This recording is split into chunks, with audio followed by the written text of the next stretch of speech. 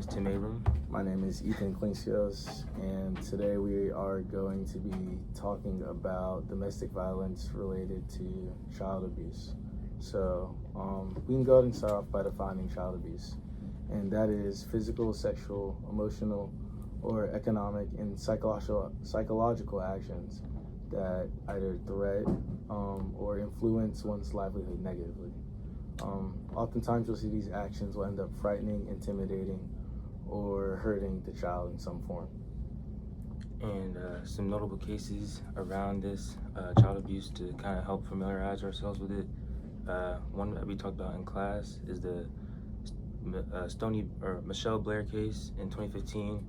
Happened in Detroit. She killed 2 of her children, and The Menendez brothers case as well. That one, they ended up killing their parents in it, but it's alleged. They allegedly did, but a lot of the reasons that they claim led them to do this were also alleged, and they said their parents abused them both physically and mentally, and it drove them to end up killing their parents. And that can be the case a lot of times when talking about child abuse. You kind of grow up and you're used to acting or being influenced by what you're around. So if it did happen, that would make sense. And I did have one more case of it. Is the Turpin family case. It was in California. It was a family of 15, and they had 13 children, and they basically imprisoned their children, starved them, had them chained to beds, deprived them of education and things like that. And the 17-year-old boy, his name is Jordan Turpin, he broke out and got to the police and ultimately saved his family. But it's just a lot of sickening cases that have gone around in America. Yeah. And going back to the Menendez brothers ones a little bit, I wanted to talk about how does domestic violence between intimate partners affect the parent-child relationship. So the first thing I wanted to touch on was the child's sense of security. Children often depend on their caregivers for protection, and when they witness violence like that between parents, that sense of safety is often shattered. The next thing I wanted to cover was they're often torn between loyalty or fear between 2 parents. So if one of the parents is an abuser, they may have to take their side out of fear, but at the same time, the child is going to want to be loyal to that other parent. So it creates a conflict that can be pretty difficult for children, also depending on the age. And lastly, when they grow up seeing like power or control or fear used to dominate relationships, it can often lead them to repeating those same cycles when they are older. Yeah, and I'd also just say just seeing the parent just like hurt your other parent is definitely just very scary for children, and that creates a lack of role models almost, depending on which one is hurting the other. But yeah, it's just a difficult thing to deal with. Yeah. So next thing we wanted to touch on. So what are some short and long-term effects on children who bear witness to domestic violence? A couple of things that I looked into and I'd seen some short-term effects are like feelings of unsafeness about when the next time they may be abused. This can sometimes be long-term as well. These children also experience cognitive delays pretty often, and you may tend to see some academic decline. Long-term effects are things more like prolonged PTSD, anxiety. They can have trust issues with not just their parents, but any adults they see or even their friends around them. Victimization, and just, as we talked about a little bit already, the cycles of violence being repeated later on. Yeah, I agree. Definitely, kids, or like when they grow up, they can model aggressive behavior that they already seen. And I think an important one is just difficulty forming like healthy relationships, and like you said, trusting relationships, whether it's friends or intimate relationships, things like that. Yeah. And next question, can witnessing domestic violence be considered a form of child abuse? Why or why not? My answer to this was yes, as harm is not just physical. Mental and psychological harm are both factors into abuse. Anxiety, guilt, one sense of safety, as we've already talked about, are often the products of the mental and psychological harm that children receive when they witness abuse. I think a part of the reason this is because oftentimes people's perceptions on like what is and isn't normalized are based on what's around them and what they experience.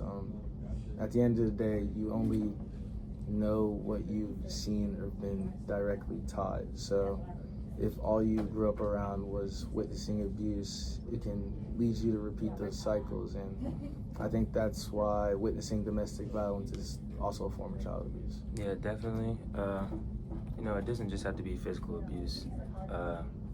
Like a lot of kids can develop depression from this, and just live in a constant state of tension, because it's something that like you wouldn't really, or I can never imagine that, but like just being in a state where like you can't do anything to like help protect your people you love, and it's hard to choose a side and things like that. It's just very hard to deal with. I can only imagine. Yeah. So yeah. And I was also gonna say like child protection laws. In a lot of jurisdictions, it talks about how emotional abuse can be defined as neglect from the parent or caregiver. So they have failed to protect the child from trauma, which is child abuse. So I agree. yeah, one thing I was gonna add on to that, as someone who works in child care, I directly see it every day. Even if children's like don't necessarily directly tell you they're abused, sometimes you can see the signs, and sometimes you can tell that they've witnessed it, or they may even tell you that themselves, and you can tell how it affects them. But yeah. Moving on, why is it so difficult, you think, for children to speak up when their parents are the abusers? The things I had written down for this were because doing so creates an intense psychological or even emotional like level of conflict. I mean, the parent-child relationship is built on, let's say, dependency and love and loyalty, and all of these things can be weaponized by abusers in these situations. So like if a child has a fear of consequences, or if a child is being threatened, or stuff like that, can even result in them like feeling the blame on themselves, so internalized blame. And these are often conflicts that the child has to balance, but at the same time they're being weaponized by whoever their abuser is. Yeah, I agree. Some other things I have to add to that is kind of just like the fear that no one will believe them is the case sometimes. Depending on how bad the case is, sometimes they may feel like they are threatened by the abuser. Like if they tell anyone, the abuser just tells them to stay quiet. Like if you tell anyone, I'll hurt you even more, obviously. Sometimes the child still may love the parent and just hope they will change. So there's just a lot of different reasons. It's just depending on the situation. Yep. And some things that I had that are some warning signs you can look out for, maybe as whether you're a teacher out there, a neighbor, or just a relative. These are things that you can look for. So physically, things you can look for are unexplained injuries, frequently experiencing accidents of some sort, or sometimes it can even be poor hygiene. Some behavioral issues that may be a sign, not always, but may be a sign, could be low self-esteem, fear of like suddenly going home, sudden random flinches, and there are some other habits. As far as social habits though, I would say maybe just being overly anxious, like frequent absences in a classroom, or just like isolation. Those are the biggest things to look out for. Yeah, I agree. Running away, maybe secretive behavior. Kind of talked on emotions a little bit, like aggression and anger. Maybe acting out in school sometimes, depending on if they're younger. There's a lot of signs, but it is hard ultimately to like pick it out because sometimes kids are just kids, and it's just hard to decide, like hard to see. Yeah. And the last thing we could touch on was what causes parents to abuse their children in the first place. So, as we kind of already stated, the history of child abuse or trauma, the repeated cycle, substance abuse, or just high stress and lack of coping skills. So, those are good things to always reflect on and make sure you guys are thinking about just out there. Yeah. Also, some ones I have is like mental health issues. Of course, you know, sometimes people are just sick individuals. I can imagine, you know, hurting someone I brought into this world. So it's just sometimes people have illnesses. Sometimes there's cultural norms. You know, some like different cultures kind of do harsh punishment for like discipline, but it's like too extreme to an extent. And yeah, that's kind of what I have on that. He touched on everything else.